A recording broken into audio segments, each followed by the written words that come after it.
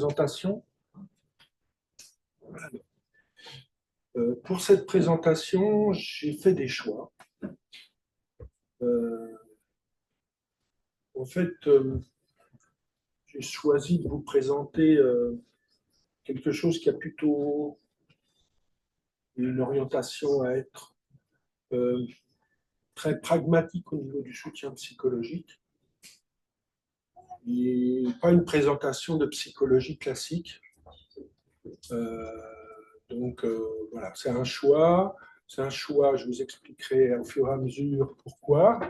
Ce choix, il a été fait parce que il me semble important que pour les patients qui viennent, voire pour leurs aidants, on soit sur quelque chose qui permette de comprendre plutôt les spécificités de cet accompagnement, plutôt que d'être sur euh, un champ très classique de psychologie au sens large du terme, clinique et autres, qui sont là, qui seraient des données peut-être un peu plus techniques que j'ai choisi de ne pas nécessairement présenter aujourd'hui.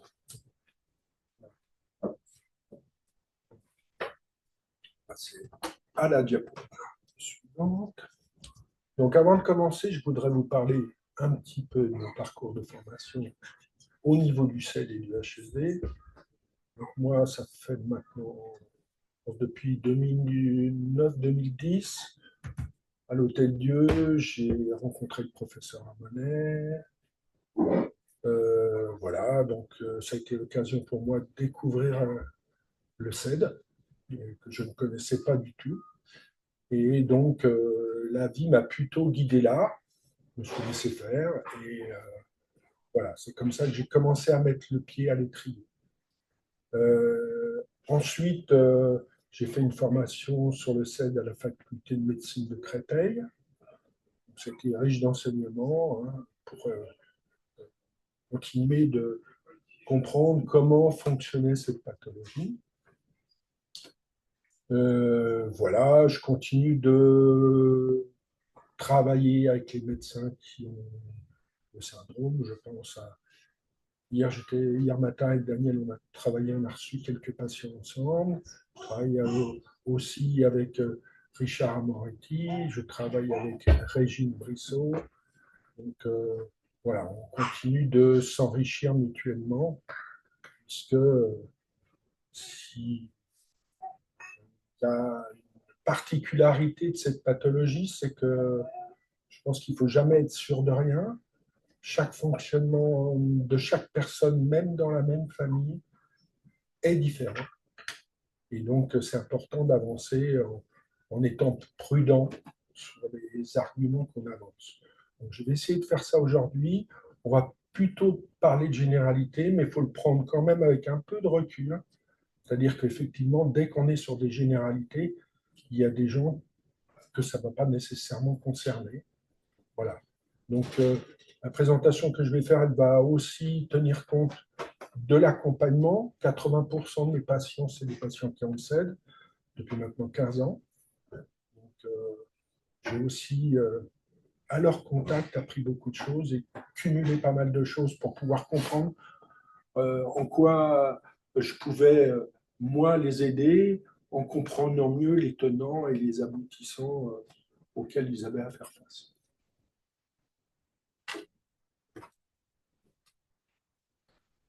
Pour compléter ce que je viens de dire, soutien psychologique, éducation thérapeutique, psychothérapie, je pense que dans un premier temps, quand les patients CED viennent me voir les aidants, l'approche purement psychologique, j'ai choisi souvent, enfin même tout le temps, de ne pas la mettre en place. Pourquoi? Parce que souvent, il y a une errance thérapeutique très longue. Et dans cette errance thérapeutique, il y a parfois eu de la... Je ne vais pas forcer sur les mots, mais en tout cas des difficultés, il ne faut pas dire maltraitance, avec des rencontres de thérapeutes en psychologie qui, ne connaissant pas le CED, partent sur des pistes qui ne sont pas nécessairement pertinentes dans cet accompagnement et notamment une des pistes qui consiste à dire que la douleur, elle est dans la tête et qu'il faut faire avec. Et, et donc, ce discours-là a fait beaucoup de dégâts. Et donc, c'est important pour moi de leur dire au départ, non, ce qui est la réalité. On va partir plutôt sur un soutien psychologique. On va travailler ensemble à comprendre ce qui se passe pour vous au sens général, c'est-à-dire les généralités, puis après les spécificités de chaque personne. Et d'avancer avec eux sur ce qui concerne un petit peu tout le cheminement qu'un être humain peut faire tout au long de sa vie, c'est-à-dire l'annonce du syndrome, on va le voir après, mais les différentes étapes de la vie qui sont voilà, le travail, comment, les enfants, comment, d'où vient la pathologie. On va regarder tout ça un peu plus près maintenant.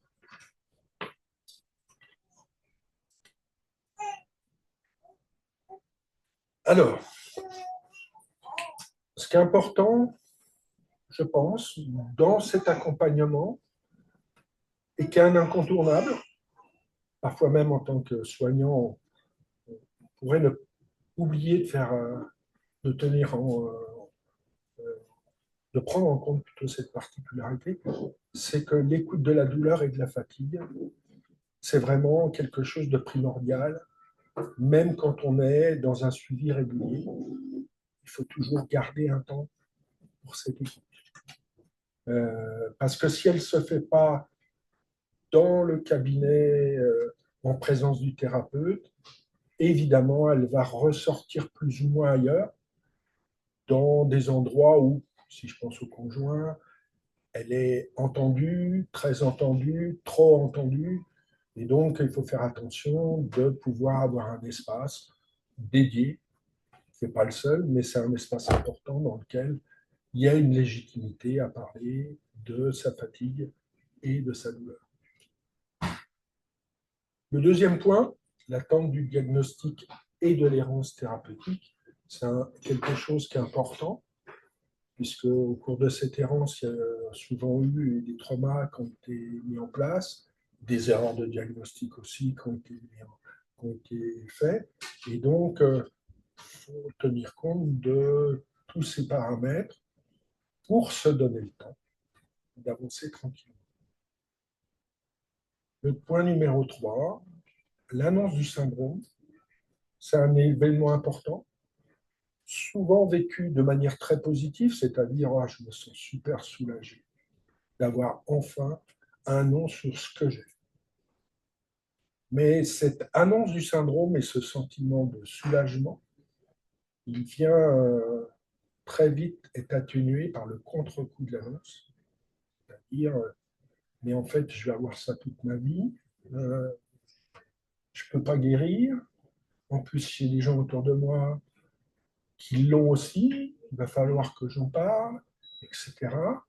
Et donc, il y a souvent, après l'annonce du syndrome, qui est un moment souvent très sympa, un contre-coup un peu difficile à gérer sur comment je vais tenir compte de ça, puisque on ne part pas sur un 100 mètres ou un 200 mètres, on part sur un marathon. Et il faut gérer ça dans le temps, dans la longueur pour avancer. Le cinquième point, pour moi, c'est, on va le recroiser un peu plus loin dans la présentation, le deuil de la représentation d'une vie normale. C'est quelque chose d'important. Qu'est-ce que c'est qu'une vie normale? Il y a plein de définitions, on pourrait faire de la philo, mais on ne va pas en faire. La plupart des gens, notamment quand ils sont jeunes, mais même après, ont envie de pouvoir faire ce que les autres font. Et dans le travail d'accompagnement que je peux faire, l'acceptation du CED ou du HSD est un élément primordial. Alors, quand je parle d'acceptation, ce n'est pas nécessairement une acceptation complète. Je crois qu'on n'y arrive jamais vraiment.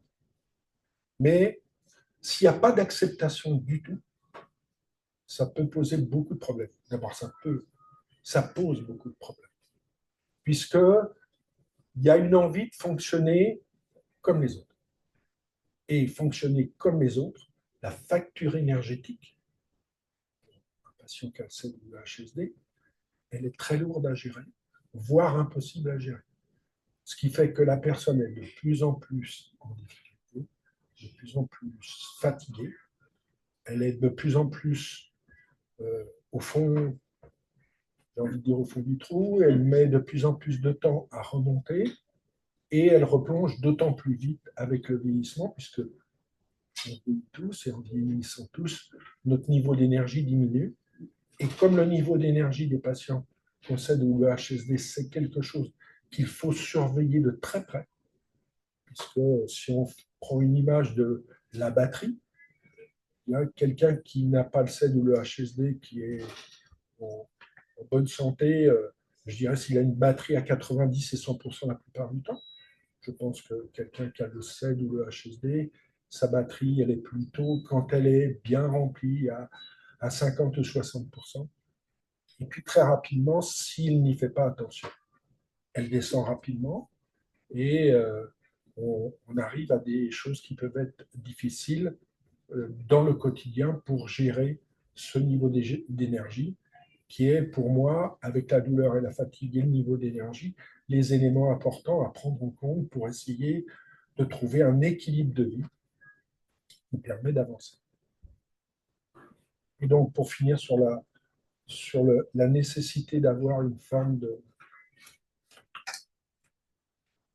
d'acceptation, je le vois, c'est-à-dire souvent, on parlera aussi un peu plus loin, les personnes qu'on cède au niveau intellect, ça va très très vite. Donc, comme ça va très très vite, ils comprennent très très vite les enjeux.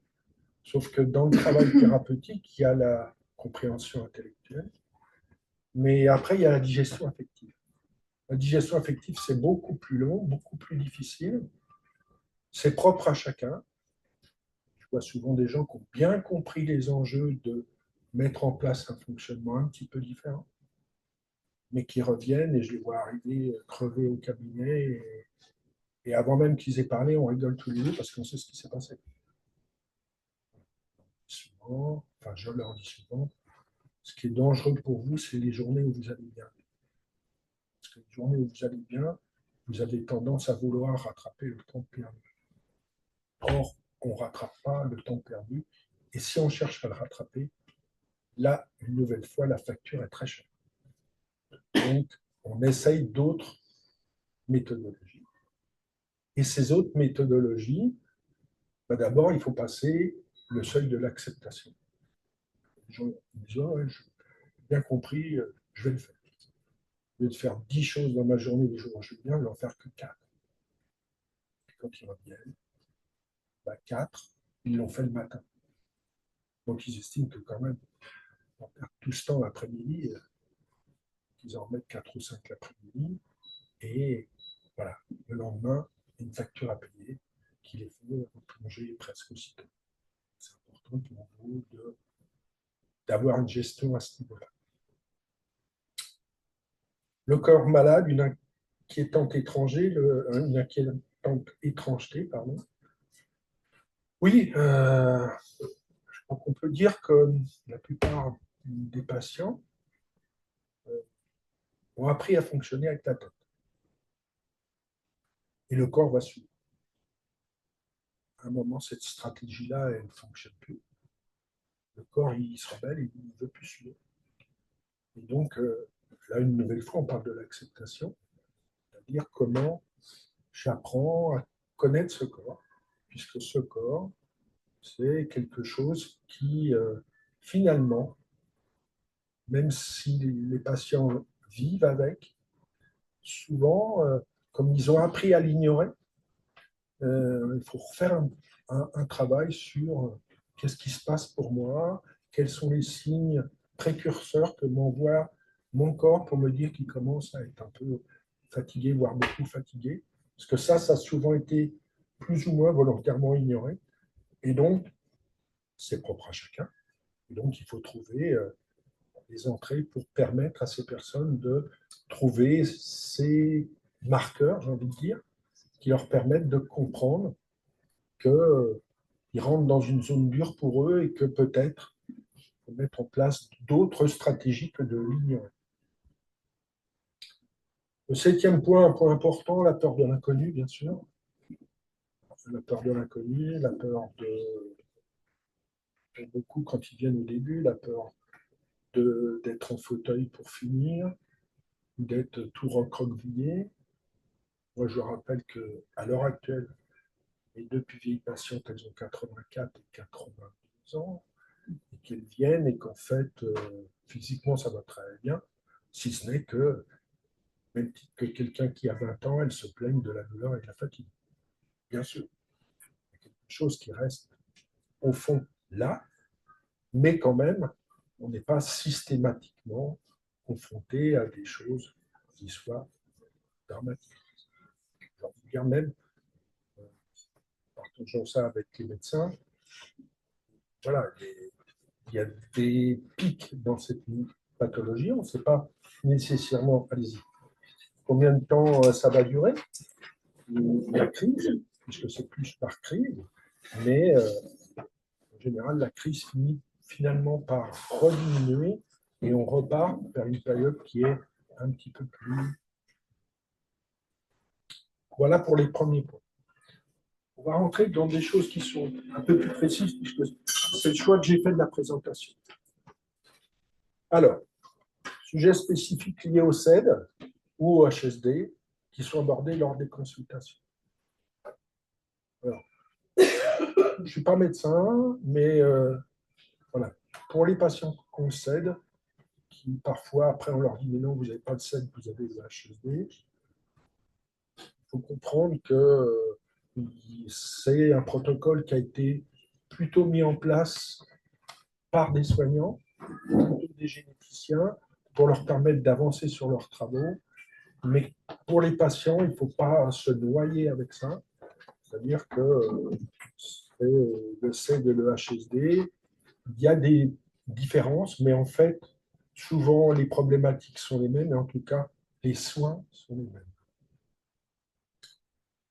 Alors, les sujets qu'on aborde avec un adulte, rythme de vie, je viens d'en parler un petit peu, pourquoi il est nécessaire de faire évoluer son mode de fonctionnement.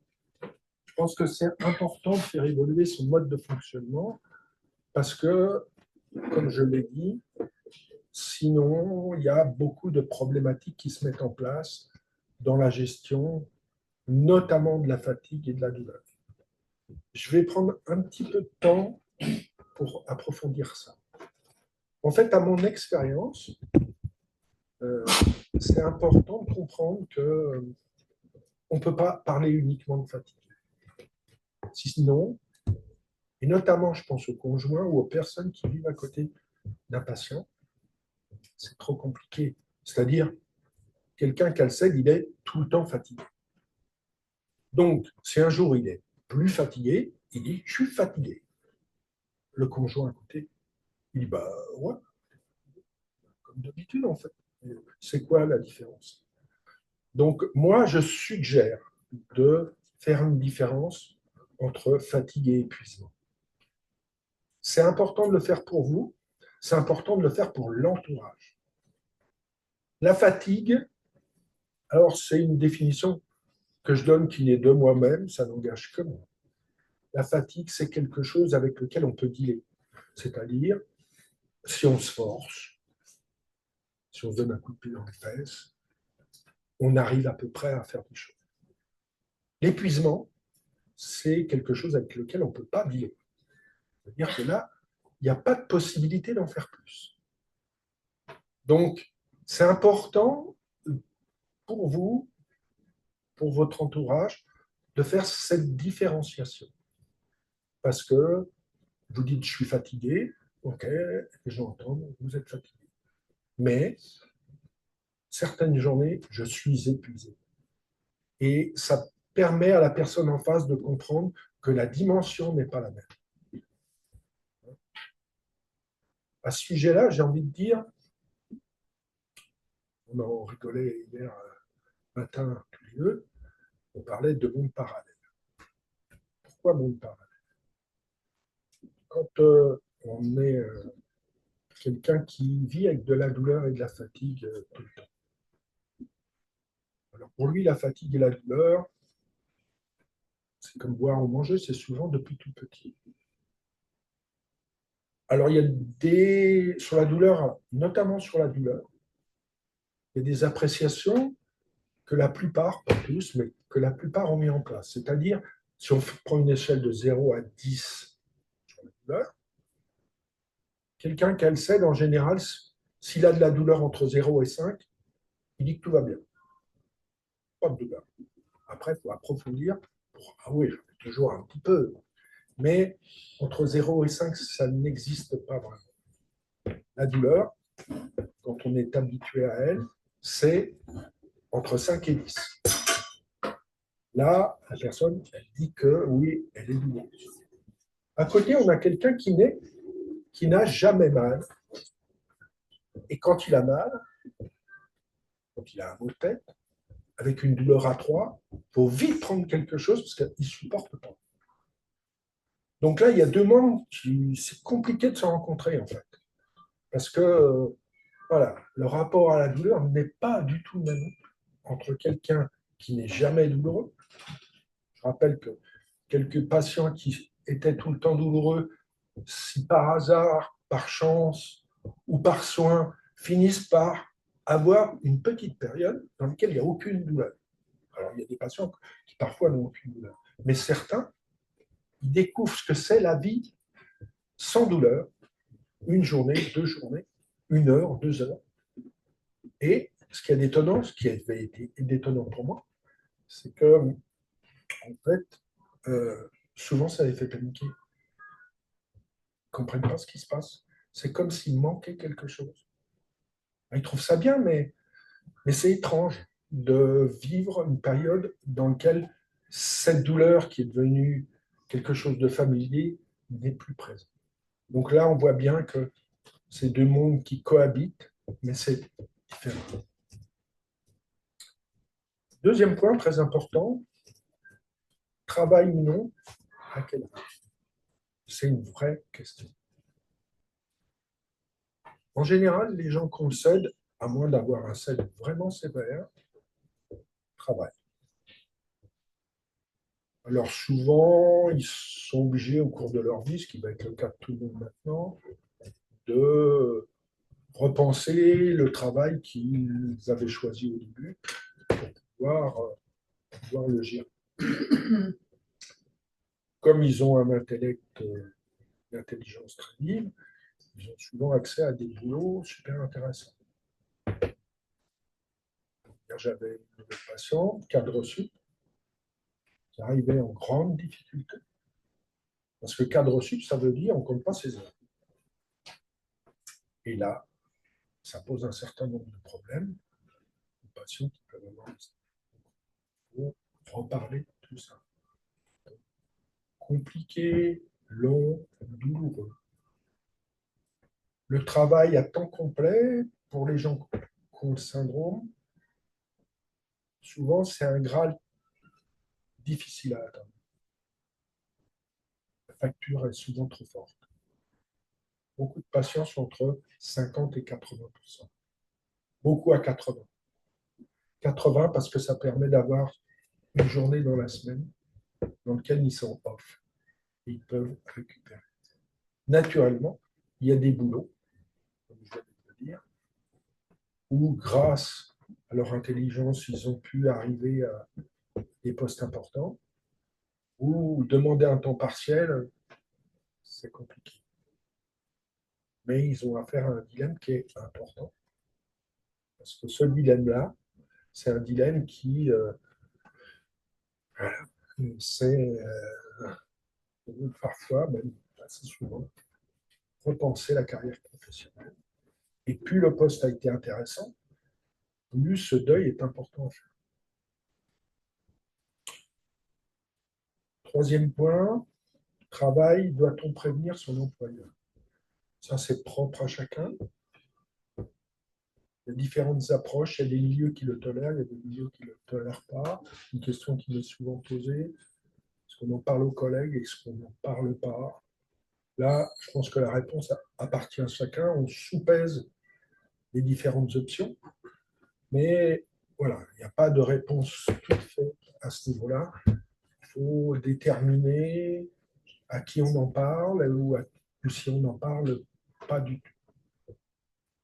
Ce qui induit le quatrième point, demande RQTH ou pas.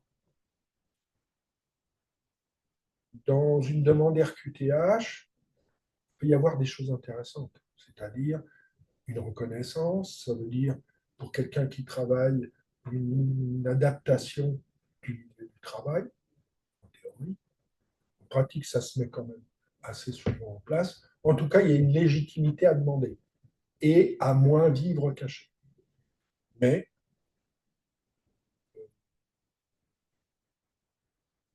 secret, lié au fait de ne pas dire qu'il y a un CED, va s'effondrer et donc il faut gérer cette dimension pour les personnes, c'est-à-dire est-ce que j'en parle, est-ce que j'en parle pas, etc.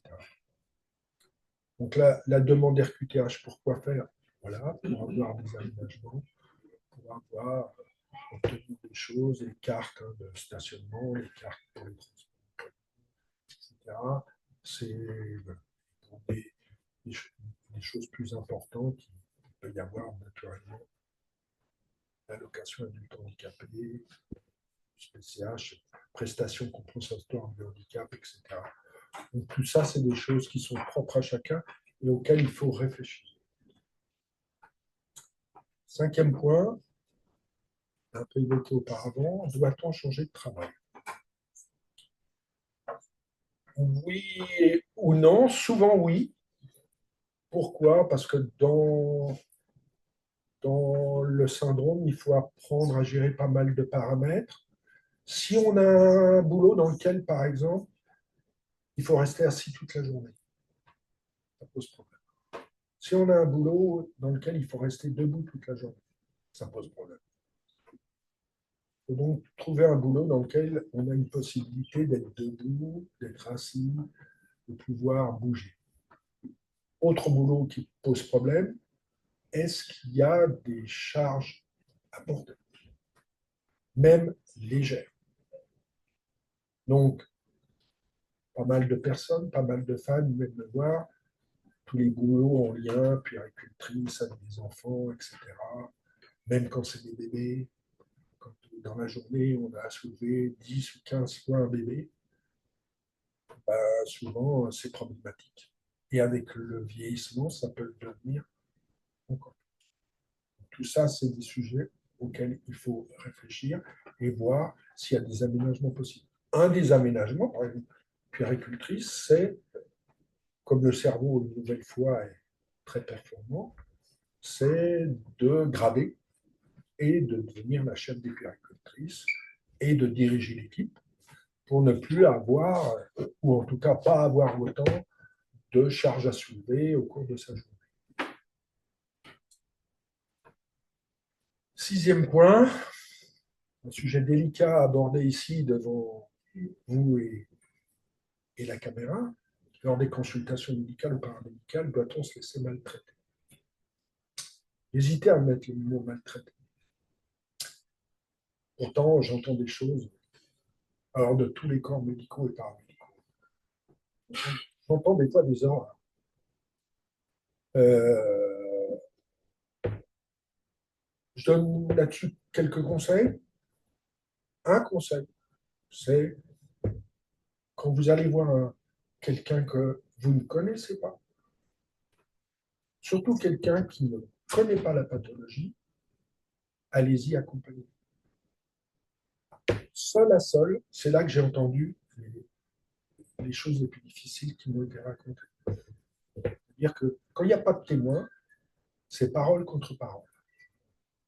Quand il y a un témoin, la personne en face, elle va, même si l'entretien n'est pas très sympa, elle va contenir des choses qui sont inadmissibles. C'est peut-être une piste à mettre en place pour gérer la situation plus facilement.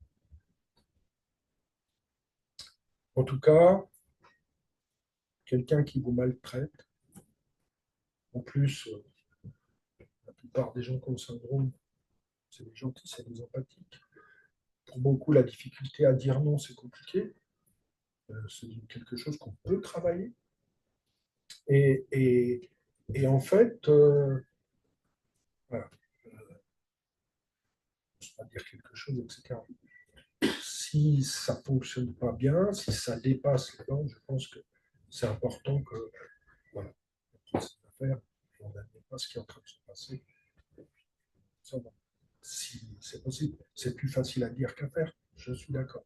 Mais voilà, quand on sait la sensibilité des gens comme ça, la maltraitance verbale, elle va avoir une facture dès la sortie du cabinet et les jours qui vont suivre. Donc, voilà, faites attention à ça. Septième point,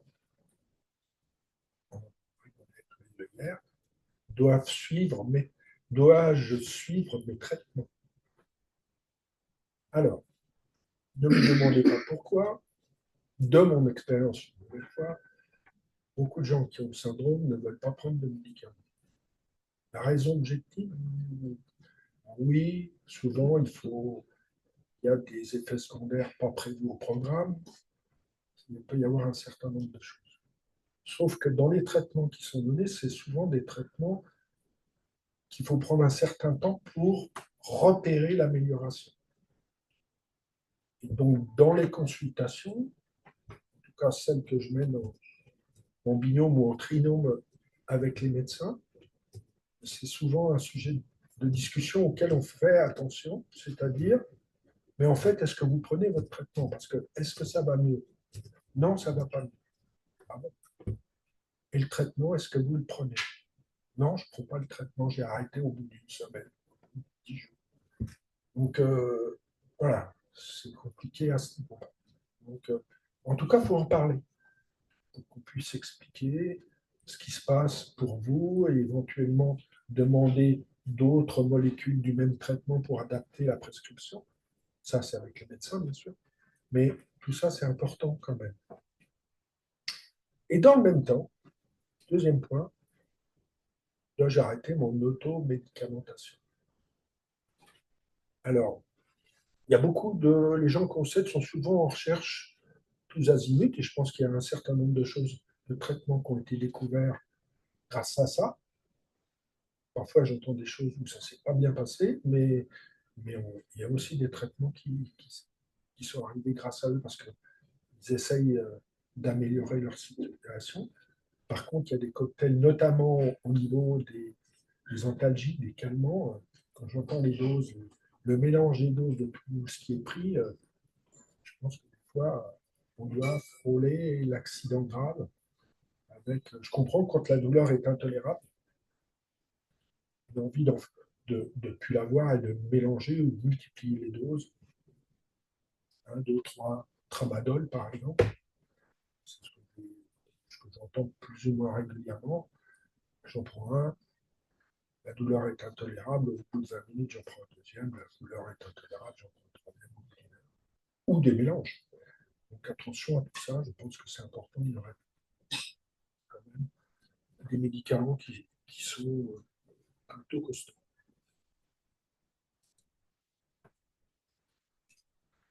Alors, avec le conjoint ou l'aidant familial, quelles sont les questions? Je regarde là parce que ça passe vite en fait. Bon, c'est bon. Avec son conjoint ou un aidant familial, c'est quoi? C'est qui un proche aidant? Alors, un proche aidant, c'est un conjoint qui, au départ, quand c'est un bon conjoint, déjà, je pense qu'il a une nature aussi empathique. Parce que le sel, c'est quand même une pathologie qui est plutôt chiante. Et donc, demain soir, on va au ciné. Ah, super. Puis le lendemain soir, une demi-heure de partir, ne pas pouvoir aller au ciné. Donc, l'aidant, il devient aidant. S'il va trop loin dans l'accompagnement de la pathologie de son conjoint. C'est pour ça que parfois, Il y a des soins qui est nécessaire de faire à l'extérieur ou même à la maison par une autre personne que les dents, quand c'est possible. C'est pour ça que pour les dents, j'en parle un peu là, c'est important que, voilà, il part lui aussi pour un marathon, pas pour un 100 mètres. Donc, s'il veut tenir le coup, il faut qu'il ait ses propres sas de décompression, qu'il ait son activité propre, qu'il ait des choses qui lui permettent d'exister en tant que tel. Ceux qui ne le font pas, en général, au bout d'un moment, ça coince vraiment dans le couple. Donc, c'est important d'y faire attention. Alors voilà, le deuxième point, l'emprise psychique du CED et la codépendance, c'est un peu ça.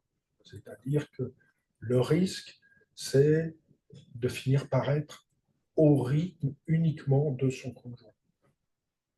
Pas facile d'y éviter, mais voilà, je pense que c'est bien d'y faire attention tous les deux, de comprendre. Ça peut indiquer un travail au sein du couple, c'est-à-dire il y a des couples qui acceptent de faire des choses chacun de leur côté. Il y a des couples qui sont fabriqués autrement, pour lesquels sortir ne serait-ce qu'au cinéma tout seul parce que l'autre est trop fatigué, ben non, je ne vais pas le faire parce que moi, je conçois que si je vais au cinéma, je veux que ça soit avec mon conjoint ou ma conjointe, je ne veux pas y aller tout seul. Donc tout ça, oui, il y a nécessité d'en parler.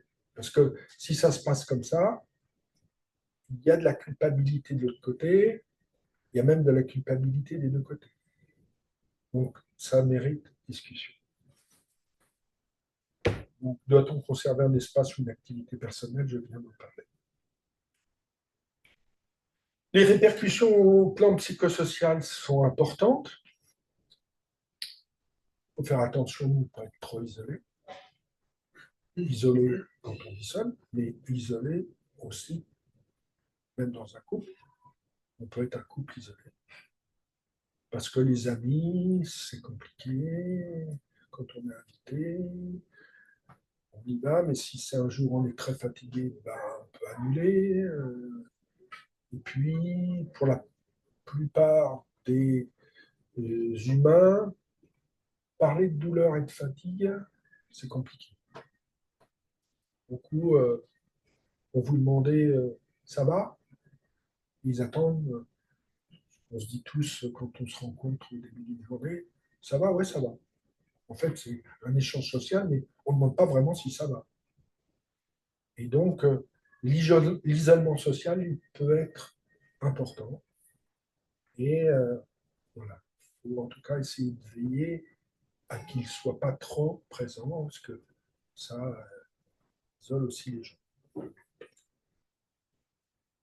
Voilà, doit-on vivre en autarcie ou continuer malgré les difficultés à soulever en monde, c'est ça. Ce d'autant que pour la plupart des personnes qu'on s'aide, il peut y avoir, pas tous, hein, quelques patients qui ont des traits autistiques, donc vivre reclus, c'est aussi quelque chose qui ne les dérange pas plus que ça. Mais pour les autres, il y a une vraie envie de participer plus ou moins activement à être en interréaction avec un environnement dans lequel ils ne soient pas trop isolés. Quatrième point, l'impact sur la vie sexuelle. Un sujet que je provoque un peu ouvertement, puisque dans la sphère gynéco des patients qu'on s'aide, les femmes notamment, il y a souvent des soucis à ce niveau-là. Et à cause de la finesse des parois du corps, il y a des choses au niveau gynéco qui peuvent être compliquées. Il y a au niveau des positions des choses qui peuvent provoquer des douleurs, c'est compliqué. Et là, on ne parle plus de plaisir, mais on parle de douleur. Donc, il y a des choses qui peuvent être mises en place. Il existe des soins. Il y a des gynécos qui connaissent le sexe, c'est vers eux qu'il faut se tourner pour pouvoir obtenir des traitements qui permettent d'améliorer cette situation. Euh, la peur de l'avenir, comment gérer sa carrière professionnelle? On en a parlé tout à l'heure. La peur de l'avenir, oui, c'est quelque chose qui est important. Alors là, j'ai envie de mettre une note un petit peu positive. C'est ma vision des choses une nouvelle fois. La période la plus difficile, bon, je vais anticiper un peu ce que je voulais dire pour les ados, mais la période la plus difficile pour les gens qui ont le 7, je pense vraiment que c'est les 15-30 ans. C'est à cette période-là que la frustration est la plus forte. Parce que la notion de groupe, elle est importante chez les ados et les jeunes majeurs.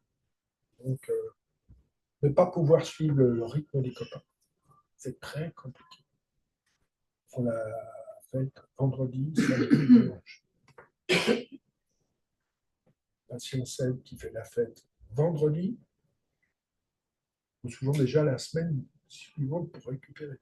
Donc, vendredi, samedi, dimanche, c'est hors d'atteinte ou alors la facture à payer est énorme. Mais ça présente un avantage. C'est-à-dire qu'on sait d'une manière un petit peu statistique qu'entre 20 et 50 ans, globalement, on dit que les Français grossissent d'1 kilo par an quand ils sont pas que parce qu'ils font la fête, parce qu'ils mangent beaucoup, parce qu'ils font n'importe quoi, parce qu'ils sont en pleine santé. Le vieillissement est plus compliqué. Les organes sont plus fatigués. Chez les gens qu'on cède, ce que je constate, c'est que malgré eux, ils étaient obligés de faire attention. Pas de possibilité de manger n'importe comment. Pas de possibilité de boire plus. Et donc, c'est important pour eux de voir que, en fait, le vieillissement peut être un espace dans lequel, en fait, ils vieillissent, alors toujours avec la douleur et la fatigue, mais globalement, peut-être en meilleure santé que le restant de la population. Là, une nouvelle fois, cette vision des choses n'engage que moi. Mais je rappelle aussi que, pour beaucoup, le collagène que vous avez fait que la plupart des gens font 10 ans de moins que leur âge. C'est aussi un avantage qu'on voit. Ça.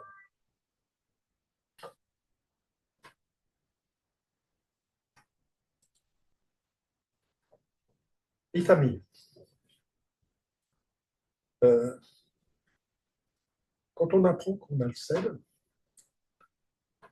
quand on apprend qu'on a une pathologie, on va dire héréditaire, parce que génétique notamment, c'est hypermobile, ça reste encore compliqué. En général, quand les gens sont malades, ils sont malades tout seuls. Là, on nous annonce un diagnostic, et ce diagnostic, il induit plusieurs membres de la famille. Alors, est-ce qu'on en parle? Est-ce qu'on n'en parle pas? Quelle répercussion? On peut être le petit canard noir qui vient apporter quelque chose dont tout le monde se serait bien passé. Globalement, dans les familles, c'est à peu près toujours ça. Il y a ceux qui acceptent d'entendre qu'éventuellement il y a ça. Il y a ceux qui sont un peu mi-figue, mi-raisin, et puis il y a ceux qui refusent totalement de l'entendre. Dans les échanges qu'on peut avoir, effectivement, je pense qu'il est important de donner l'information et puis de laisser l'information revenir. Ceux que ça va intéresser vont revenir. Il y aura peut-être à discuter avec ceux qui sont un peu mi-figue, mi-raisin. Puis ceux qui ne veulent rien entendre, je pense que ça ne sert pas à grand-chose tant qu'ils ne sont pas prêts de vouloir les convaincre absolument. Après, d'autres paramètres sont un peu compliqués. C'est plus que les frères et sœurs qui peuvent être touchés. C'est les parents. Peut-être qu'il y en a un qui est porteur. C'est dans certaines familles plutôt facile, dans d'autres plus compliqué. Et puis, il y a aussi beaucoup de culpabilité, alors à ce moment-là, qui peut être mis en place par rapport aux parents qui se disent, mais en fait, c'est de ma faute. Alors que ce n'est pas plus de sa faute, il ne le savait pas auparavant. Doit-on prévenir ses enfants? vaste sujet. C'est un choix qui appartient à chacun. J'ai envie de dire, la seule précaution qu'il est important de prendre, c'est l'âge des enfants. Chez les enfants petits, je pense qu'il est important de répondre aux questions qu'ils posent sans dépasser le cadre des questions qu'ils posent. L'idée, c'est plutôt de les rassurer. C'est-à-dire, oui, j'ai quelque chose, ouais, j'ai ça, je suis souvent fatigué, douloureux, mais j'ai des gens qui s'occupent de moi, ça se passe bien. La réassurance, c'est important. Puis après, quand ils commencent à grandir, pré-ado, on peut donner un peu plus d'explications. Mais chez les enfants, il ne faut pas aller tout de suite sur le terrain des grandes explications qui auraient plutôt tendance à les angoisser, alors que eux, ce qu'ils veulent, c'est d'abord être sûr que maman ou papa, en fait, il va bien et qu'il ne va rien se passer de spécial par rapport à ça. Alors, quel équilibre trouver quand un seul de mes enfants a des symptômes plus importants que d'autres? C'est un sujet que j'avais traité il y a quelques années pour dire, dans une fratrie, c'est pas propre recette, c'est propre. Voilà. Quand il y a un enfant malade, monopolise beaucoup d'attention des parents.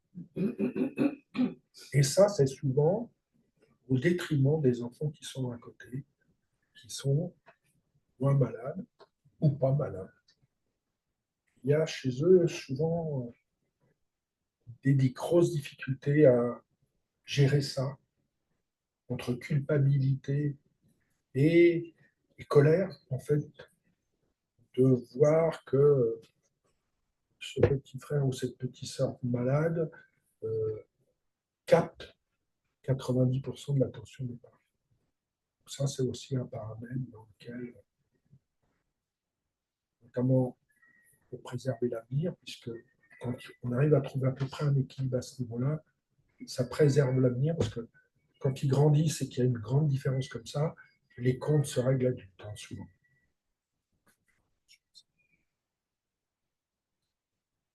Alors, moi, dans les formations que j'ai faites, je n'ai pas parlé des autres formations aussi, j'ai fait de la systémie. C'est quelque chose qui parle du système familial. Euh, et donc, ça m'a bien servi ce que j'avais appris là, parce que ça m'arrive souvent lors de la première visite, mais même après, de recevoir des familles qui viennent au renseignement de qu'est-ce qui se passe, on annonce ça, comment ça va se passer, etc. Donc, les consultations familiales peuvent être aussi quelque chose de bénéfique. Pourquoi? Là, il y a quelque chose d'assez injuste, c'est-à-dire, ce n'est pas propre au psychologue, c'est propre au soignant, on est dans une posture où si on dit la même chose que le conjoint, nous, on va être écouté et pas le conjoint. Ça agace pas mal le conjoint, mais en fait, ce qui est important, c'est que le message passe. On gère la situation, comment on peut améliorer la situation. Alors, après, à qui vaut-il mieux parler ou non du CED ou du HSD, amis, voisins, collègues? Là, évidemment, c'est propre à chacun. Sachant que ça reste quand même une pathologie pas si évidente à expliquer à des gens qui ne l'ont jamais croisée. Parce qu'ils ont bien une représentation de la douleur, par exemple, ou de la fatigue, mais ce n'est pas votre représentation. En fait, c'est beaucoup plus complexe à expliquer qu'il ne paraît. Je ne veux pas dire qu'il ne faut pas essayer, mais quand on essaye, il faut comprendre que ça va, dans ces deux mondes parallèles qui ont du mal à se rencontrer, ça ne va pas forcément être entendu de la même manière. Le désir d'enfant. Peut-on avoir un enfant avec le sexe? C'est une question que j'entends souvent. Sur ce que j'entends, médecin, l'expérience auprès des patients, je pense que oui. Ceux qui se posent les questions les plus difficiles, c'est ceux qui ont un ACED plutôt sévère, et donc qui n'ont évidemment pas très envie que leurs enfants aient un ACED sévère aussi. Sauf si j'ai une bêtise, les médecins qui sont dans la salle me sautent dessus. Sauf que on ne sait pas trop comment ça fonctionne en fait. On peut avoir un ACED sévère et avoir un enfant qui sera pratiquement porteur sain. On peut aussi avoir un enfant qui sera plus touché. Et il n'y a pas de vérité en fait. Donc, et puis, toujours rappeler que le syndrome, il y a des inconvénients, il y a des avantages. Les inconvénients, on les connaît, la douleur, la fatigue, le niveau d'énergie à gérer. Les avantages, une intelligence très vive, des émotions. Au début, on ne sait pas si c'est positif, mais ça l'est quand même, qui sont très enrichis. Le croisement des deux, ça met beaucoup de gens qui sont créatifs. Donc, beaucoup d'écrits, hein,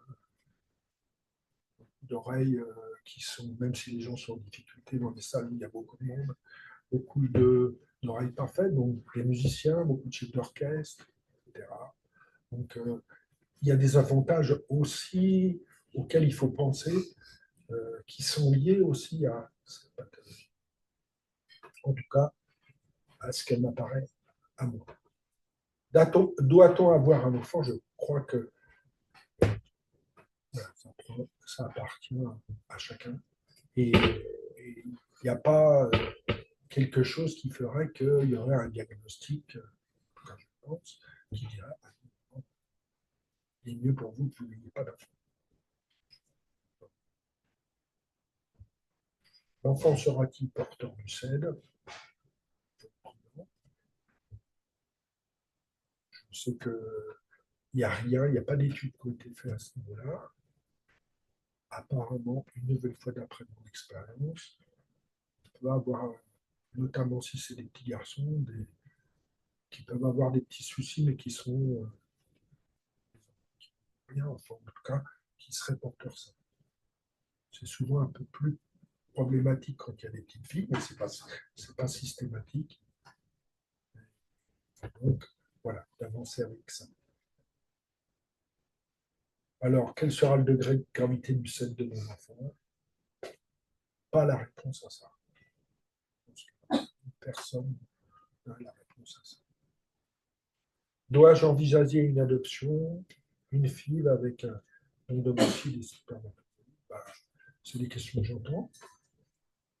Là, une nouvelle fois, ça mérite de déculpabiliser un certain nombre de points avant que les personnes prennent leur décision. Là, la décision, elle ne viendra pas du soignant. Ça leur appartient. Il suffit d'avoir toutes les clés pour décider le plus possible en toute conscience. Comment va se passer ma grossesse? Apparemment, dans ce que j'ai entendu des soignants, 80% des grossesses se passent plutôt bien. Et voilà, donc c'est un peu ça. Que ce qui est plus compliqué, à mon avis, une fois, c'est l'arrivée du bébé à la maison. C'est-à-dire, le sommeil, c'est déjà souvent chaotique dans le CED. Quand vous avez un petit bout qui vous réveille n'importe comment, je pense que ça peut devenir très très compliqué de gérer le niveau d'énergie dont on parlait tout à l'heure.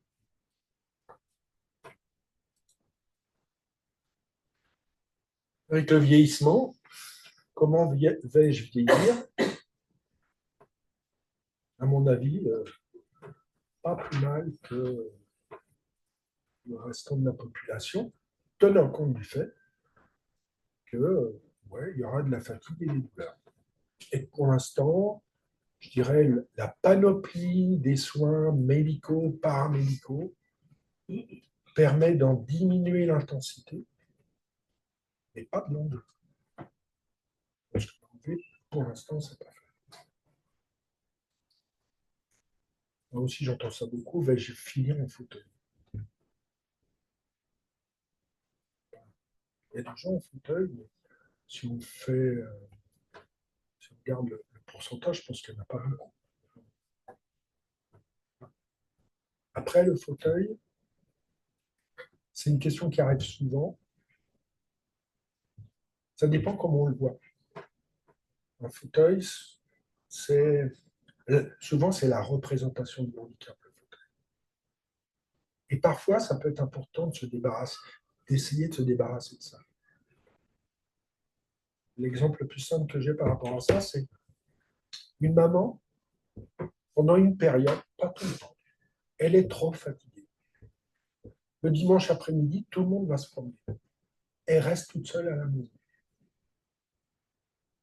Et quand on échange, elle dit, enfin je lui dis, pourquoi ne pas prendre un fauteuil sur une période donnée plutôt que de rester toute seule à la maison?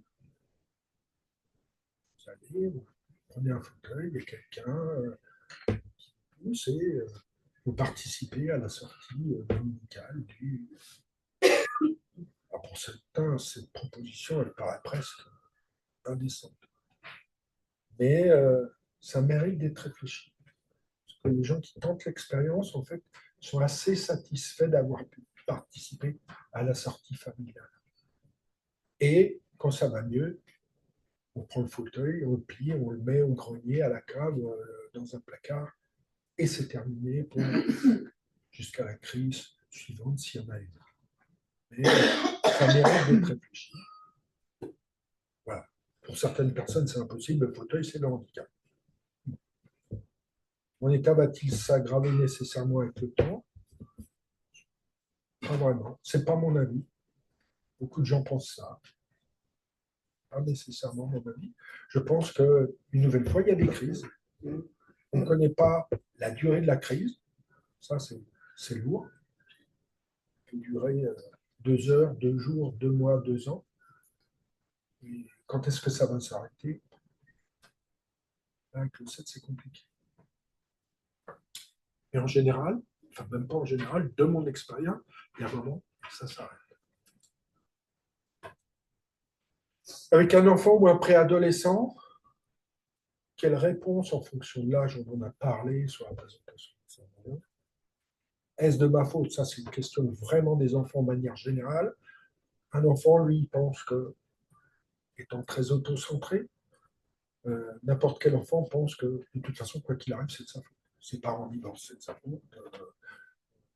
Il est malade, c'est de sa faute. Sa mère est malade, c'est de sa faute. Donc, il y a des choses qui sont importantes à échanger là-dessus avec lui pour qu'on essaye de déculpabiliser cet enfant par rapport à sa place dans la fratrie.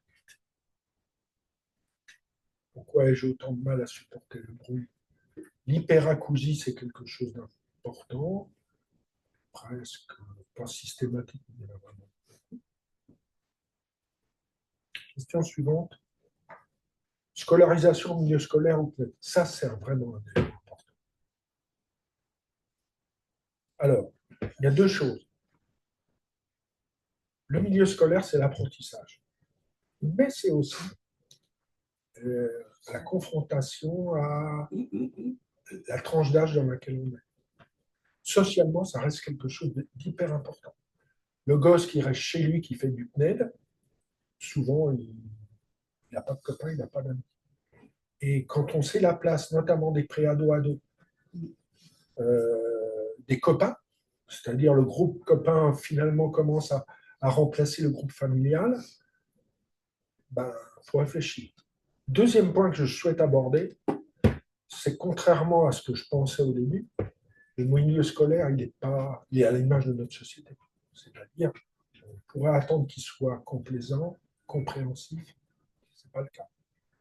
On peut trouver des individus dans le corps enseignant qui le sont, mais le corps enseignant, dans sa globalité, lui, les enfants qui sont différents, qui posent problème, le mieux pour toi, c'est que tu sois chez toi et que tu fasses du PNED. Ça, c'est des conseils.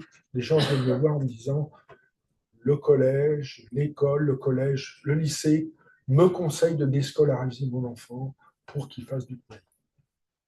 Alors là, sur cette pensée systématique, non. Non, non, non. Il vaut mieux mettre des fois quelques cours, et ça, le milieu scolaire n'aime pas ça, quelques cours qui sont pris en milieu scolaire et éventuellement quelques cours qui sont suivis au TED, et éviter la déscolarisation, ça me paraît quand même quelque chose d'important, en tout cas qu'il faut chercher à éviter si possible. Pour ces enfants, d'ailleurs, ça pose un certain nombre de problèmes. Il peut y avoir pas mal de maltraitance. Pourquoi? Au-delà de la différence, c'est que souvent, ils viennent très peu en cours, ou pas beaucoup, et ils sont dans les premiers de la classe. Alors ça, les copains, ça les énerve vraiment. Donc là aussi, on voit souvent l'intellect, penser à 200 idées à la minute, qui est en place, qui leur permet de compenser les difficultés à venir. Donc, voilà, veiller aussi à la maltraitance, elle peut être en place. Donc, on va assez souvent parler. C'est quelque chose dans toute la société qui fait pas mal de dégâts, voire beaucoup de dégâts, parce que c'est difficile ensuite de s'en remettre une fois adulte, parce qu'il reste dans la tête de la personne l'idée qu'elle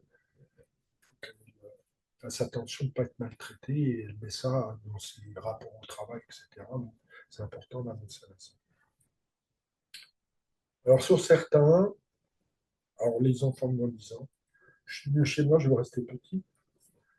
Ça, je pense que c'est même, je pense qu'il faut emmener l'enfant voir quelqu'un. Il y a un frein important, ça ne paraît pas, mais c'est un frein important. Si l'enfant, il veut rester chez lui, ce n'est pas très grave.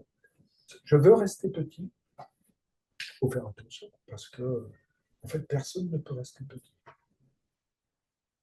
C'est quelque chose qui peut se voir, j'ai envie de dire, je vais peut-être me mettre du monde à dos, mais dans les familles monoparentales, où il y a parfois beaucoup de fusion entre la maman, parce que la famille monoparentale, c'est 96 ou 17% de femmes qui élèvent un enfant ou plusieurs seuls. Quand il n'y a qu'un enfant et qu'en plus, il y a le seul là au milieu, c'est-à-dire le besoin de prendre soin, le risque de trop de fusion, il est présent. Donc là, une nouvelle fois, c'est pour ça que la scolarité, quand elle est possible, elle est nécessaire. Sinon, l'enfant, il ne va pas vouloir vraiment se développer. Et comme on ne peut pas rester petit en taille, mais on peut rester petit dans sa tête. Donc, il faut avancer là-dessus tranquillement, mais il faut avancer. On ne peut pas laisser l'enfant là. Le Canado, alors en plus avec les réseaux sociaux, les jeux, etc., le risque est encore renforcé. On voit ça même sur les patients qui n'ont pas le CED, pas le HSD, qui sont ados et jeunes majeurs, et qui sont chez eux et qui jouent. Donc, voilà. C'est important de ne pas laisser l'ado là aussi. Il faut essayer, dans le domaine du possible, de faire en sorte de trouver quelque chose d'adapté à l'extérieur de la maison. Quelque chose qui, sexualité et CED ou HSD, qu'est-il nécessaire de savoir? Dois-je prévenir ma nouvelle relation sentimentale? C'est une question que j'ai beaucoup chez les jeunes majeurs, alors plutôt les jeunes femmes, qui ne savent pas à quel moment il faut qu'elles annoncent la problématique auquel elles vont faire face. Ce d'autant que la sexualité peut poser des problèmes en termes de douleur. Il y a nécessité, et je comprends que ça soit compliqué, d'en parler quand même assez vite pour que voir si l'autre est en capacité de comprendre et d'interréagir dans le bon sens. Pas évident. Quelle orientation scolaire choisir? Je pense que ça reste assez large. Euh, Maintenant, il faut essayer de penser en termes d'avenir sur des choses qui vont être incontournables, notamment les métiers sur lesquels, une nouvelle fois, il faut soulever les métiers, assistante maternelle, soins aux personnes, aide-soignante, voire infirmière. Ça veut dire qu'il faut lever des charges Parce que c'est des boulots compliqués pour quelqu'un qui a le sait de l'âge. Rythme de vie, suivre le sien celui des autres. Là, encore plus vrai que chez les adultes, pour les ados et jeunes majeurs, c'est ils ont vraiment un sentiment d'incompréhension par rapport au fait qu'ils ne peuvent pas suivre le rythme de leurs copains. Et donc, ça peut pousser à des choses extrêmes, ce qui peut les pousser parfois à vouloir compenser d'une autre manière. Pour oublier la douleur, ben, on prend un peu plus de cannabis que prévu. Pour oublier la douleur, on picole un peu plus que prévu. Ou s'il y a un sama, ben, super, avec l'alcool, on provoque une inflammation générale du corps. Donc, tout ça, ça peut être important d'en parler. Alors, moi, j'en accompagne pas mal, sachant que les ados, les jeunes majeurs, ils ne veulent jamais venir voir. Après, quand ils sont venus, qu'ils s'assoient, si on arrive à tirer le bon fil, en général, ça se passe très très bien. En plus, ils ont une capacité que adultes on perd un peu, c'est-à-dire ils ont moins de, ils peuvent évoluer plus vite, ils sont moins enfermés dans le fonctionnement. Je suis mieux chez moi, sortir de cette impasse, oui, comme pour les enfants, les adultes. C'est important qu'ils ne passent pas.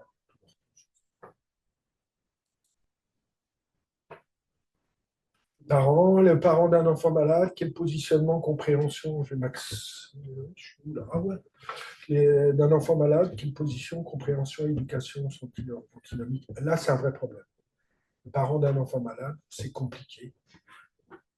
En termes d'éducation, il faut mettre des limites. Quand déjà, à notre époque, la plupart des parents, moi y compris, c'est compliqué de mettre des limites à ses propres enfants.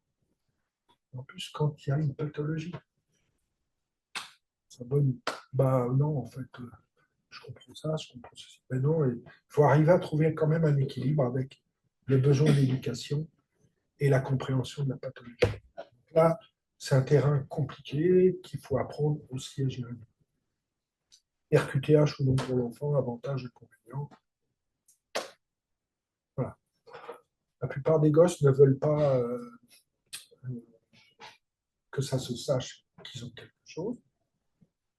Et donc, il y en a quelques-uns qui acceptent un ordinateur en cours pour ne pas avoir à écrire parce que les douleurs dans les mains, ça reste quelque chose d'important pour les patients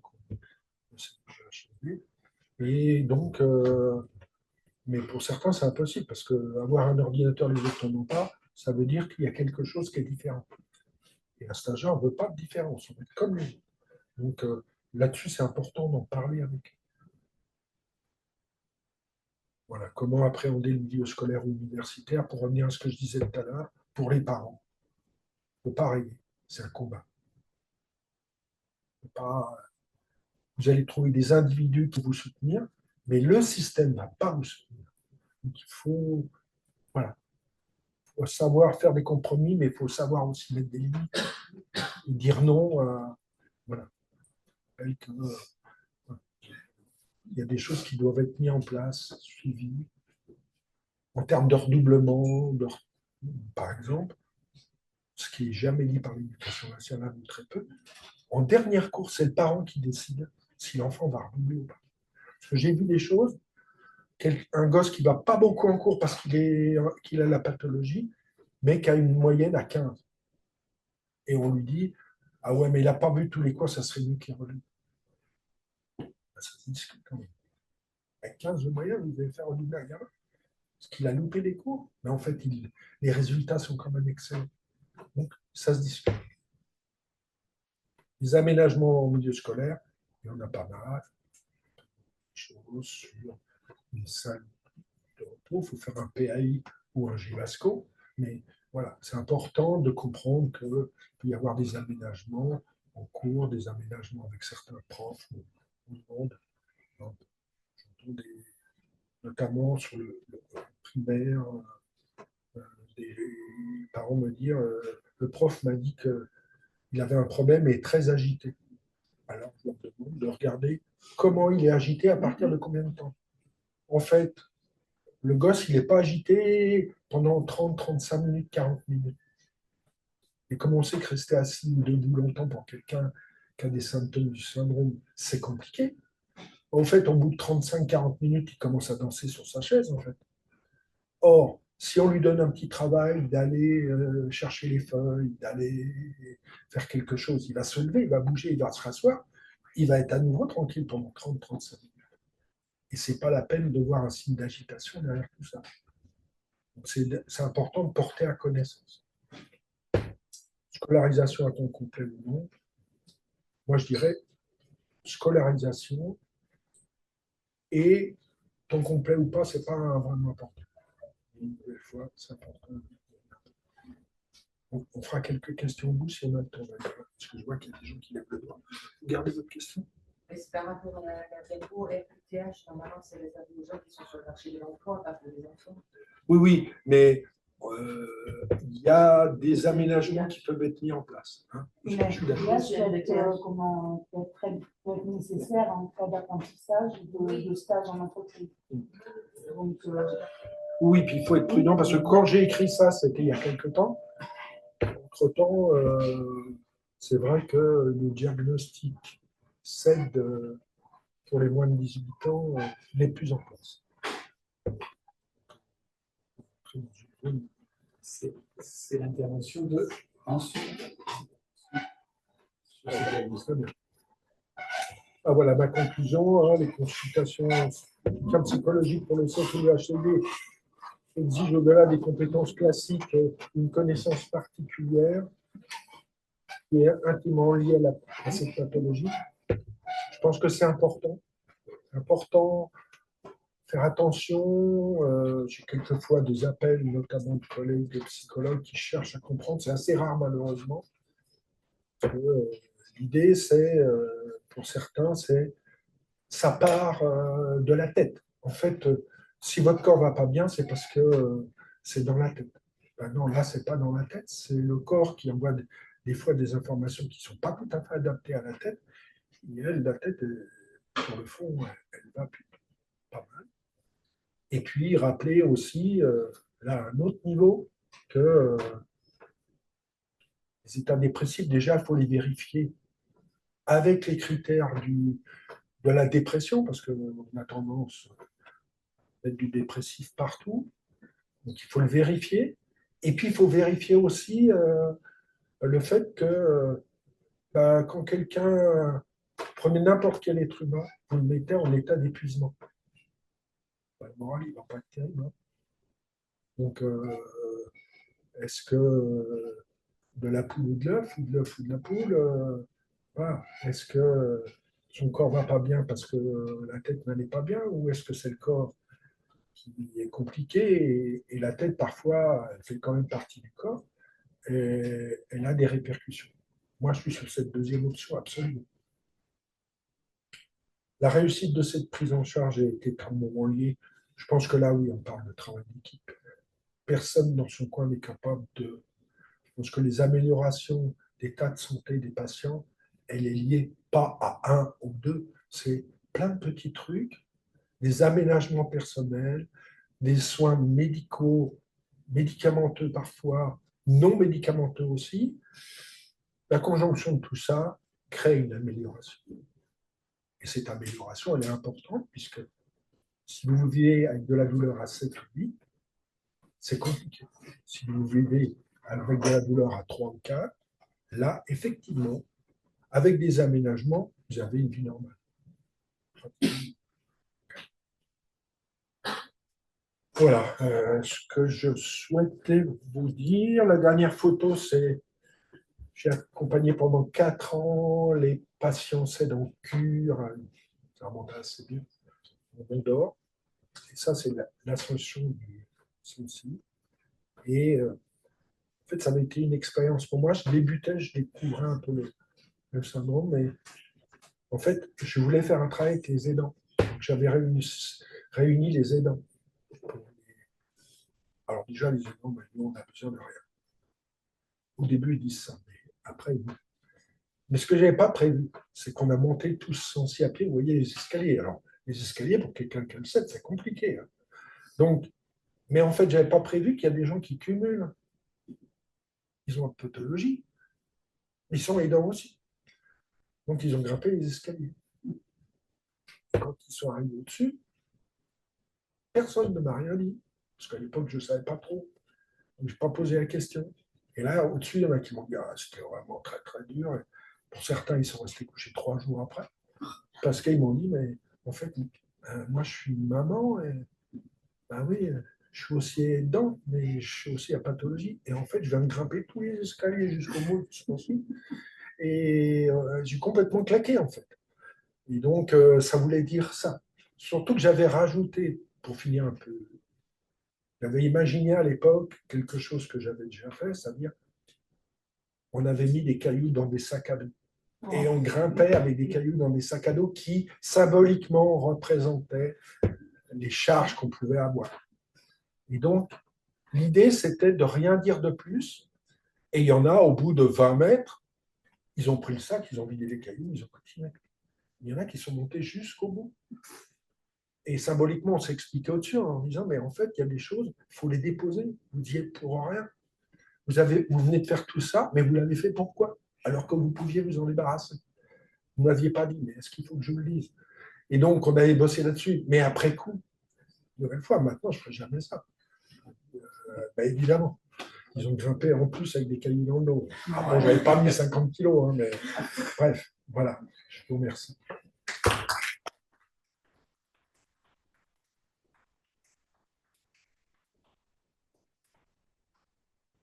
Merci, merci Philippe.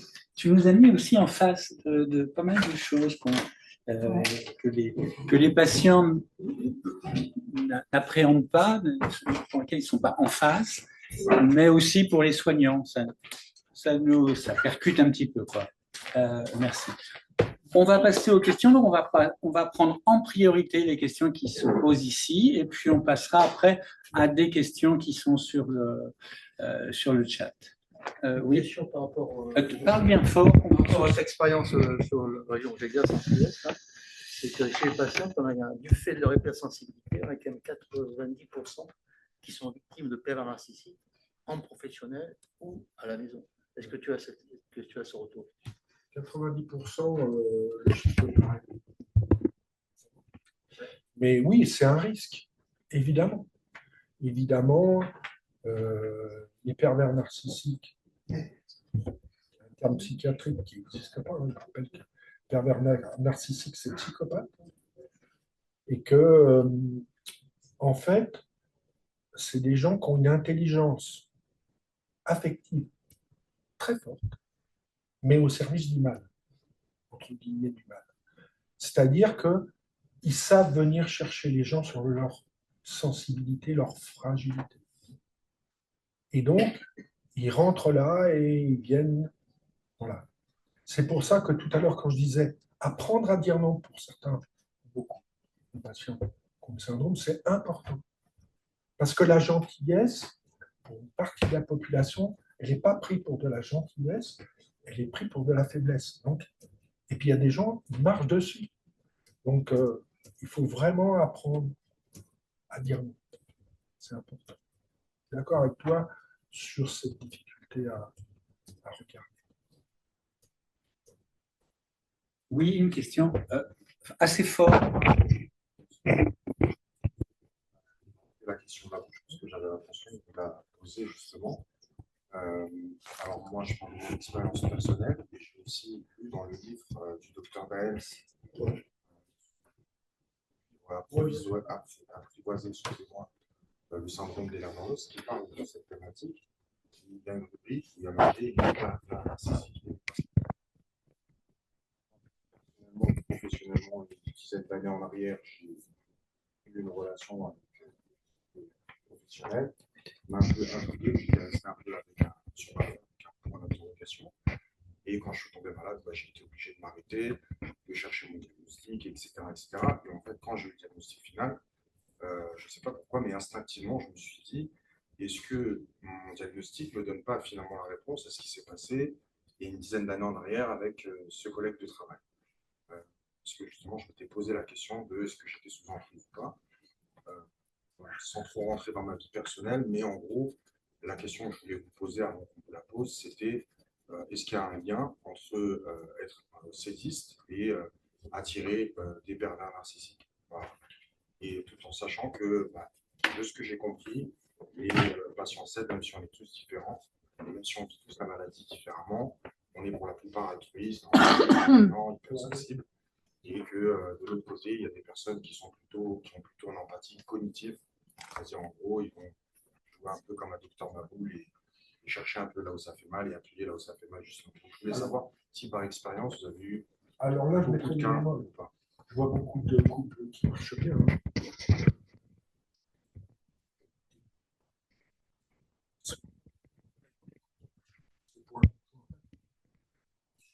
C'est pour un HFD. S'il le fait en faisant des efforts, parce qu'il ne va pas tenir la distance. Là, une nouvelle fois, on part pour normalement plusieurs années. Donc, faut que. Mais il y a plein de. Et c'est d'ailleurs pour ça qu'on trouve les couples où il y a des gens qui se sont rencontrés et deux empathiques, et c'était super sympa, puis ils se rendent compte tous les deux qu'ils ont un SAID. En fait. Donc, ça arrive.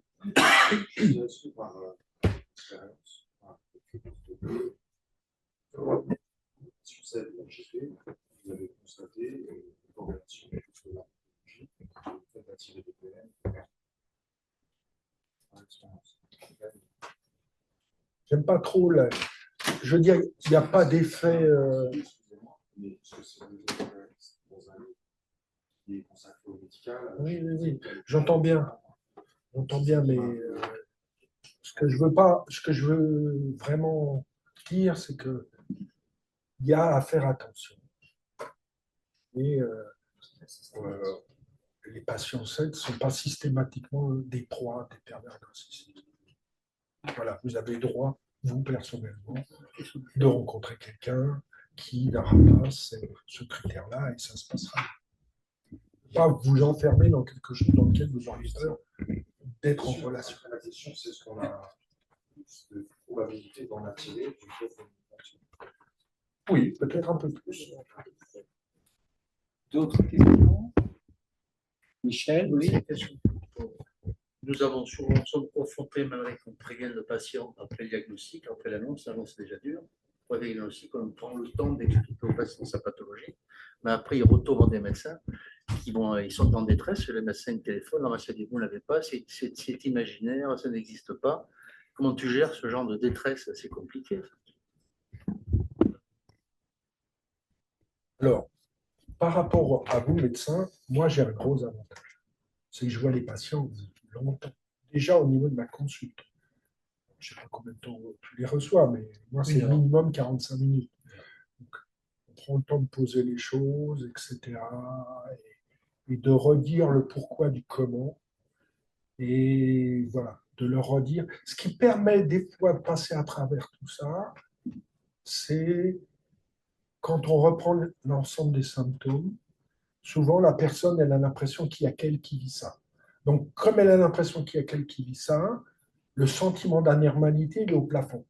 Et donc, quand elle rencontre quelqu'un qui lui dit mais non, c'est pas possible, c'est n'importe quoi, comme c'est elle toute seule, elle se remet en cause, évidemment.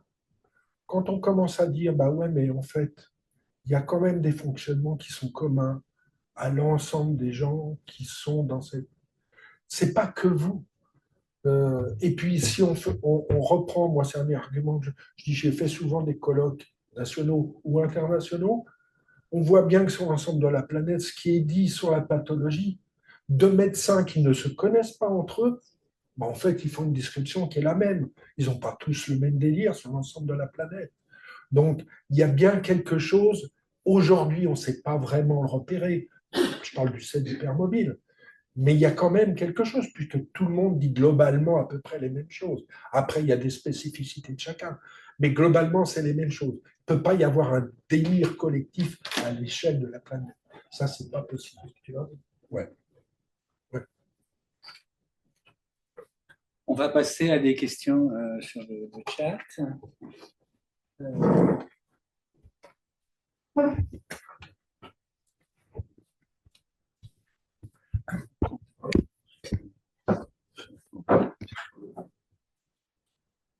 Alors, on a rassemblé les questions du chat et il y en a voilà, par catégorie pour essayer de répondre le plus précisément possible.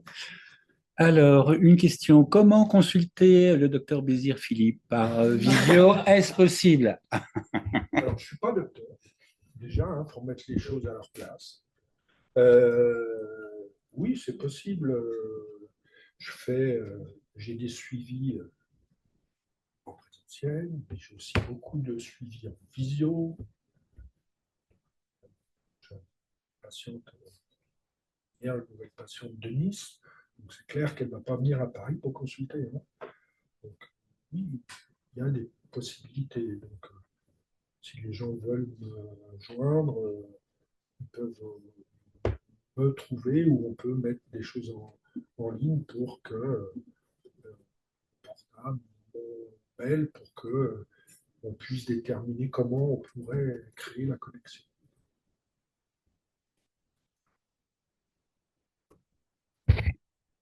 Les questions suivantes, elles sont vis-à-vis des difficultés. Bon, on en a déjà un peu parlé, hein, des difficultés relationnelles avec les médecins et notamment les questions qui reviennent sont sur comment faire face à des médecins généralistes qui ne jurent que par Garche et Necker sans jamais vouloir aider les patients SED car ils ne connaissent pas et n'ont pas le temps et n'ont pas l'envie de se former en regardant les vidéos, par exemple, du GERSED. Il y a déjà en France un désert médical compliqué. Donc, souvent, les gens sont déjà contents d'avoir un médecin généraliste référent. Et il y en a quand même un certain nombre avec qui c'est compliqué. J'ai envie de dire qu'il y a quand même des médecins généralistes, même sans se former, qui acceptent l'idée qu'il peut y avoir des spécialistes. Hier, j'ai vu Daniel faire, par rapport au SAMA, faire un diagnostic et marquer, alors que la personne disait que son médecin généraliste, par rapport à la prise des antihistaminiques, c'était trop, etc., etc. Voilà, donc de redire qu'il y a un diagnostic qui est posé, il faut suivre le diagnostic, etc. Après, il faut vraiment se poser la question si le généraliste ne veut rien entendre de la pathologie. Pour moi, nouvelle fois, je n'aime pas ce terme, il est peut-être un peu fort, mais en tout cas, si c'est de la maltraitance, elle n'est pas avérée. Mais quand même, à quoi ça sert? C'est-à-dire, est-ce qu'il n'y a pas nécessité, et c'est compliqué, de chercher un autre soignant?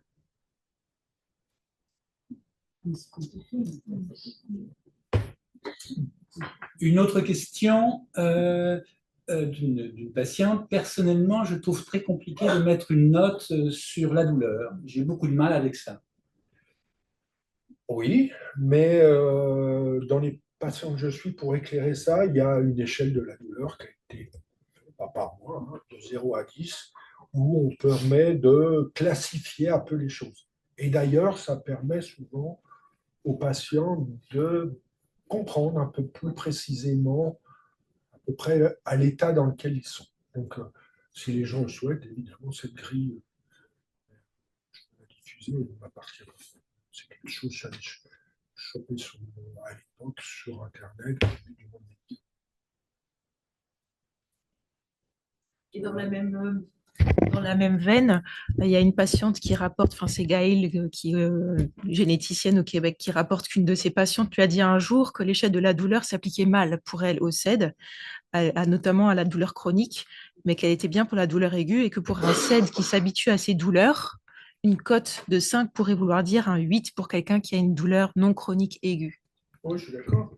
Maintenant, je pense que réellement pour les patients SED et HSD, c'est très compliqué de classifier la douleur entre 0 et 5. C'est le contraire. Si pour quelqu'un qui n'a jamais mal, une douleur à 5, pour quelqu'un qui a le SED, il la met à 8, là je suis d'accord. Mais dans l'autre sens, ça marche aussi. C'est-à-dire que quand on pose une question à un patient SED pour savoir s'il avait mal quand il était plus jeune, dans un premier temps, il répond non. Et puis après, vous dites, mais vous êtes sûr? Il dit, ah ouais, mais d'accord, j'avais bien un petit peu mal. Parce que entre moins de 5, bah, et je comprends, ce n'est pas marquant comme la douleur entre 5 et 10. Mais néanmoins, voilà, il y a quand même une accoutumance.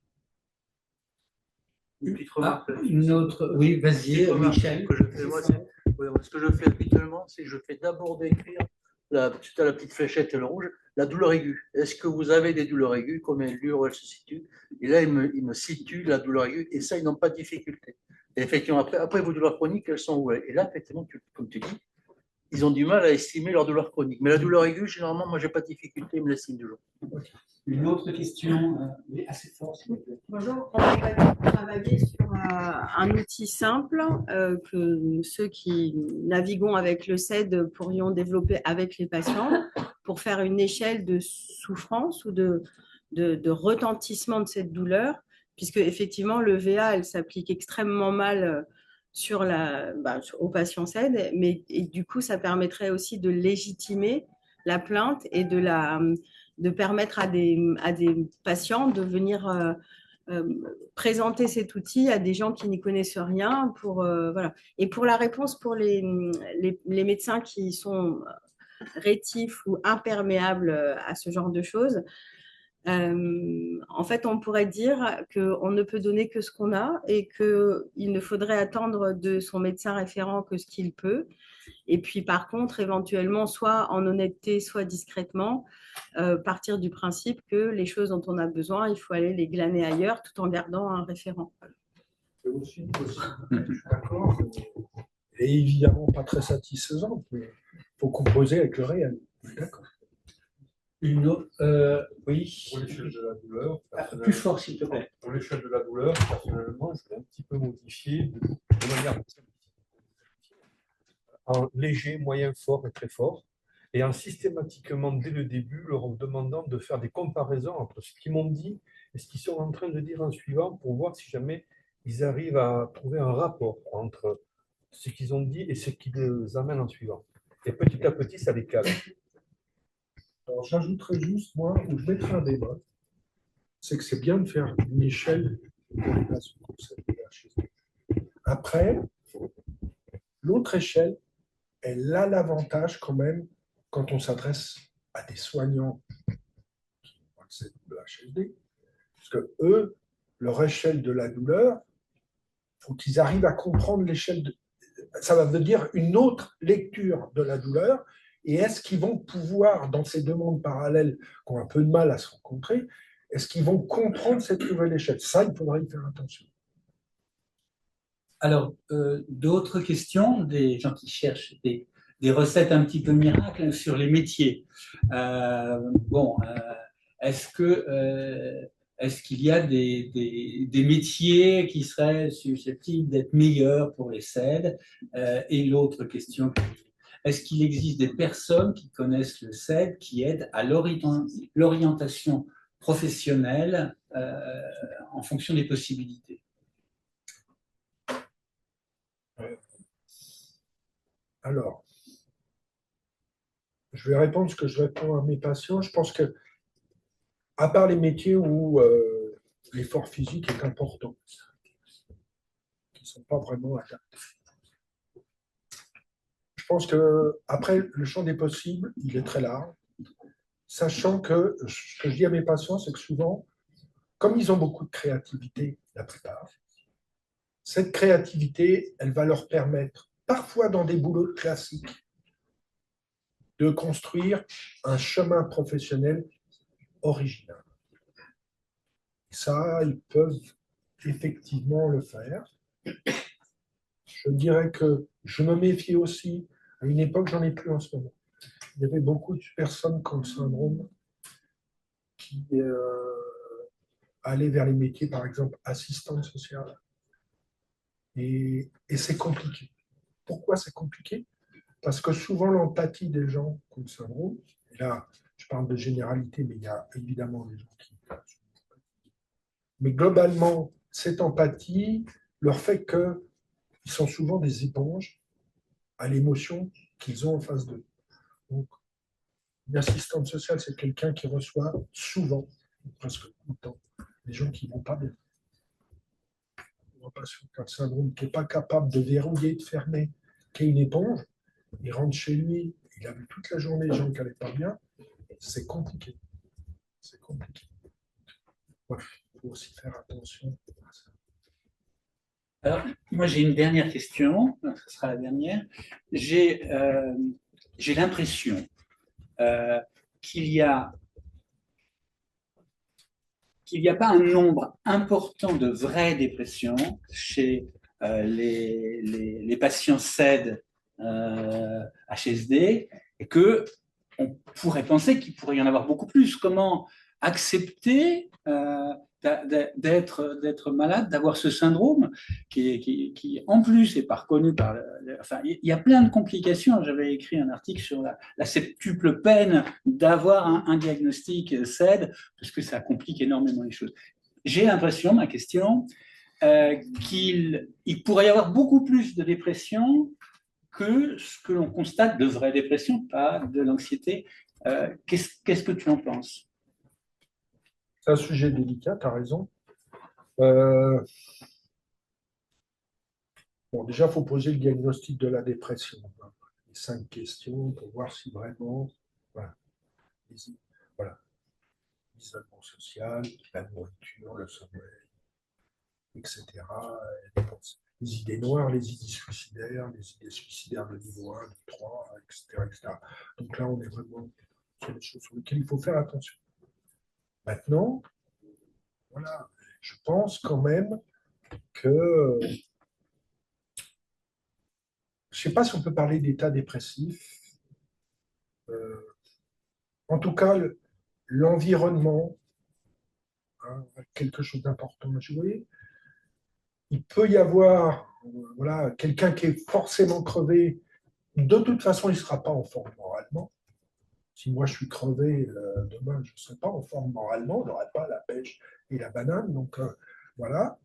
Après, il faut faire attention, effectivement, il faut avancer avec tout ça. Et puis, il faut essayer de mettre en phase, et c'est là que l'acceptation du syndrome, au moins partielle, elle est importante. Parce que ce qui provoque beaucoup d'états dépressifs, entre guillemets, au-delà de la douleur et de la fatigue, c'est l'idée de ne pas être comme les autres. Et qu'il y a une... J'ai envie de dire, si les gens ne passent leur temps qu'avec cette idée de « si j'étais comme ça, je pourrais faire ceci ». Moi, je réponds souvent « oui, moi, j'aimerais bien pouvoir faire ce que je faisais quand j'avais 25 ans ». Si je me mets, j'aime bien faire un peu de footing, si je me mets à espérer courir comme j'avais 25 ans, ça n'a pas marché. Il y a quelque chose autour de ça. Alors oui, il y a quelque chose de l'ordre de choses difficiles à gérer. Ça peut ressembler à des états dépressifs. Il y a aussi des états dépressifs. Voilà, on peut avancer là-dessus. Voilà, merci beaucoup Philippe.